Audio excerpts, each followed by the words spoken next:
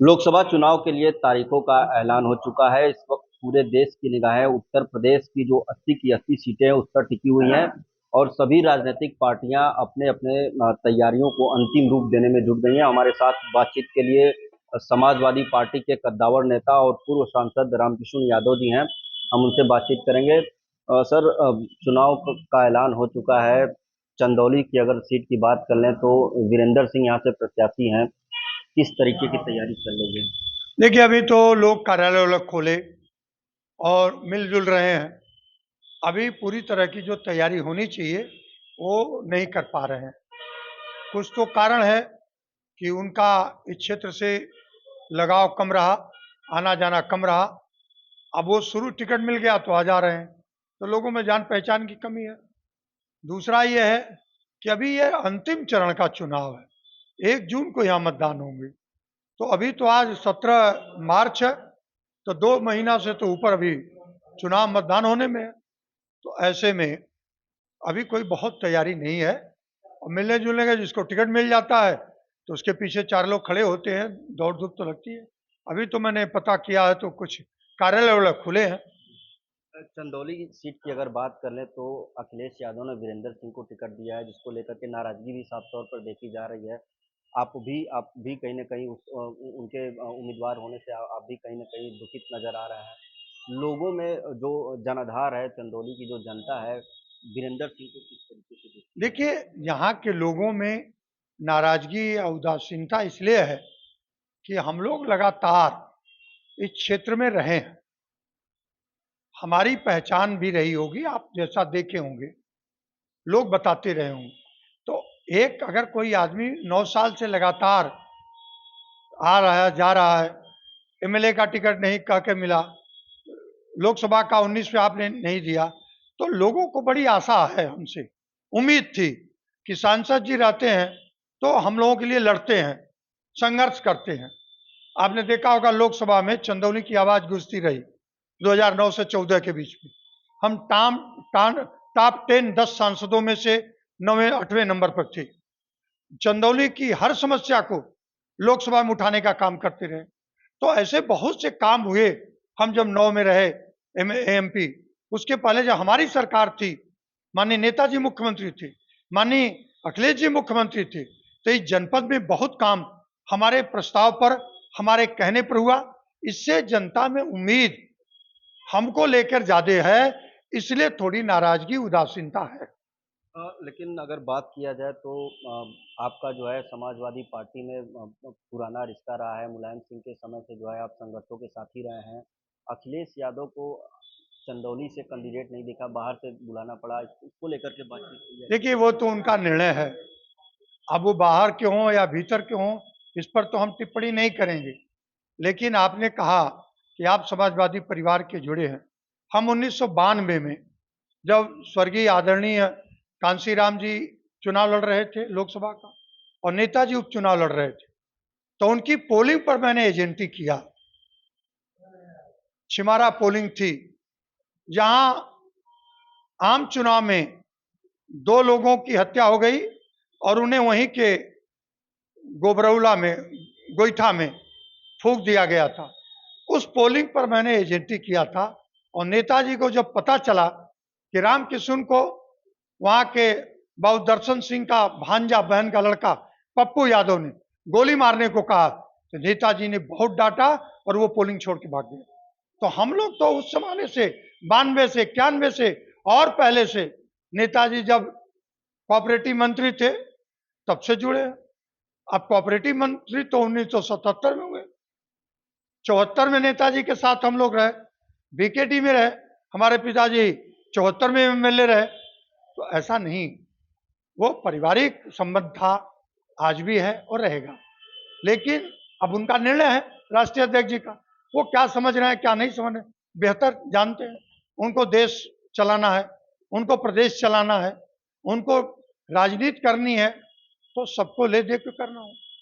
लेकिन आखिरकार क्या वजह है अखिलेश यादव को क्यों दिखाई नहीं देता है? जो पुराने कार्यकर्ता हैं, जो शुरू से जुड़े हुए हैं, कहीं ना कहीं उनको नज़रअंदाज किया जाता है।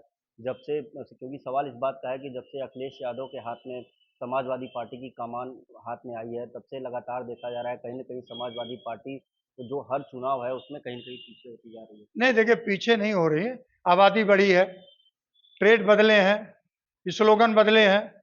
हम बीजेपी के खिलाफ ठीक से मुहिम नहीं चला पा रहे हैं। हम उसके जुमले को, हम उसके क्रियाकलापों को जनता में ठीक से बता नहीं पाते हैं और वो जनता को ठीक से गुमराह कर लेते हैं। ये फर्क हुआ है। जैसे एक उदाहरण दूं, फ्री का सिलेंडर बांटा और गैस का दाम 1200 हो गया। 5 किलो अनाज दिया, 2 रुपया किलो चावल, 3 रुपया किलो गेहूं। ये कांग्रेस हुकूमत में तय हुआ, उन्होंने इसको बंद कर दिया, 2 रुपया 3 रुपया लेना फ्री कर दिया। अब इसमें कांग्रेस को भी बोलना चाहिए, हम लोग भी बताते हैं। और गैस का दाम बढ़ा दिया, बिजली का बिल बढ़ गया, डीजल पेट्रोल के दाम बढ़ गए, महंगाई बढ़ गई। तो और जो राशन एक कार्ड पर मिलता था 35 किलो, अब उसको यूनिट पीछे कर दिया उन्होंने, और उस यूनिट पीछे में 5 किलो तो राशन भी कट गया, कम हो गया।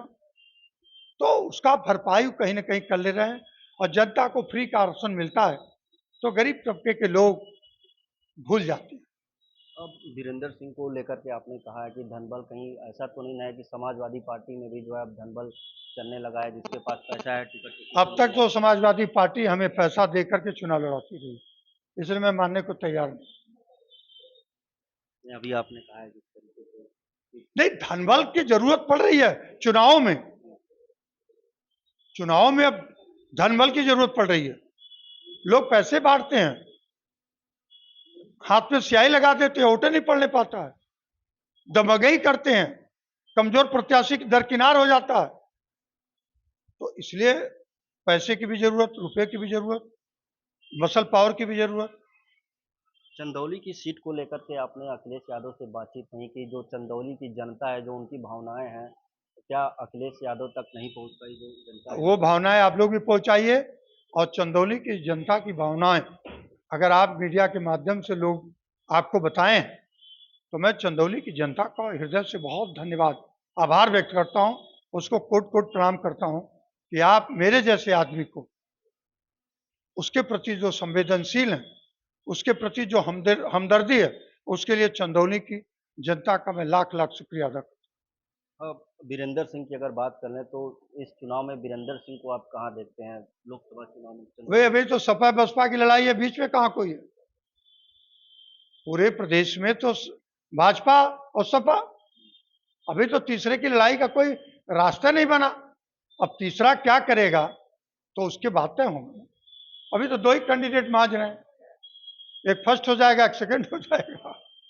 दौड़ में तो तीसरा है नहीं, चौथा है नहीं, पांचवा है नहीं, दौड़ में तो 2 ही है, तो फर्स्ट सेकंड हो सकते हैं। अब पिछले दिनों हमने देखा था जिस तरीके से क्रॉस वोटिंग हुई थी, समाजवादी पार्टी के जो कई विधायक जो है साथ छोड़ रहे हैं, मनोज पांडे की बात कर लें, स्वामी प्रसाद मौर्य की बात कर लें, आखिर क्या वजह है कि लोग समाजवादी पार्टी को छोड़ के जा रहे हैं? राजनीतिक लाभ से पाने के लिए जो लोग दल में आते हैं, समाजवादी सोच को बढ़ाने के लिए नहीं, बल्कि राजनीतिक लाभ के लिए जो लोग दल में आते हैं, तो वो आएंगे और जाएंगे। जितने लोग अब तक भगे हैं, ये हम बहुत पहले 2022 के भी चुनाव में कह दिया कि ये सब लोग भाग जाएंगे। माननीय नेताजी, माननीय श्रद्धेय राष्ट्रीय अध्यक्ष जी, ये सब आपको धोखा दे रहे हैं। देखिए दिया, ओम प्रकाश राजभर भी चले गए, वो स्वामी प्रसाद मौर्य भी चले गए, वो पांडे जी भी चले गए, वो अच्छे अच्छे लोग चले गए, लेकिन हम लोग कहाँ तो जाएं कहाँ। लेकिन सवाल ये है कि जाएं तो जाएं कहाँ। बीच में ऐसी भी चर्चा सुनने को मिल रही थी कि आप जो है बसपा के संपर्क में है, बसपा में जा सकते हैं, बसपा के टिकट से यहाँ चुनाव लड़ सकते हैं। मैं किसी को धोखा नहीं देता हूँ, धोखा खा लेता हूँ। धोखा खा लूंगा, मैं पार्टी को धोखा देने का काम नहीं करूंगा। अब आजमगढ़ सीट की बात कर लें तो वहाँ से धर्मेंद्र यादव को प्रत्याशी बनाया गया है, लेकिन निरहुआ कह रहे हैं कि अखिलेश यादव को पूर्वांचल का कोई यादव नहीं मिल रहा है, जो बाहर से अपने परिवार के लोगों को ही टिकट दिया जा रहा है। अब इनका हसर एक बार का मैं बता दूं, हमारे अंगने में तुम्हारा क्या काम, तो आ गए थे, अमिताभ बच्चन साहब महानायक हैं, बड़ी प्रतिष्ठा है। क्या हुआ इलाहाबाद में? ऐसे लोग जो फिल्मों से हीरो हीरोइन से आते हैं, एक बार दो बार, फिर वापस, फिर लौट के नहीं आते हैं, मुड़ के नहीं देखते हैं। वो हसरीन का होना है।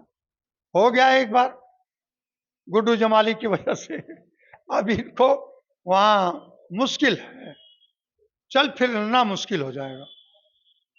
और एक आखिरी सवाल, चंदौली को लेकर के क्या आप एक बार फिर अखिलेश यादव से आप लोग मिलेंगे, बातचीत करेंगे चंदौली सीट मैं पर? तो रोज बार बार कहता हूं कि भाई इस पे विचार करिए, बस मैं बात करता हूं।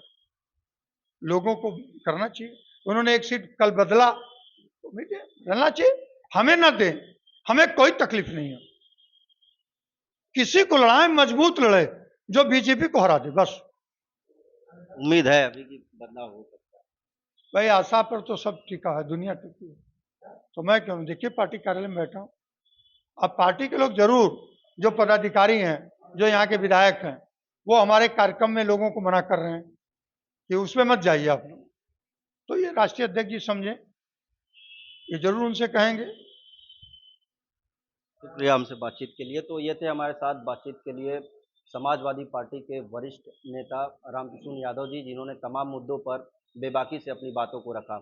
वाराणसी से विनीत श्रीवास्तव, भारत समाचार।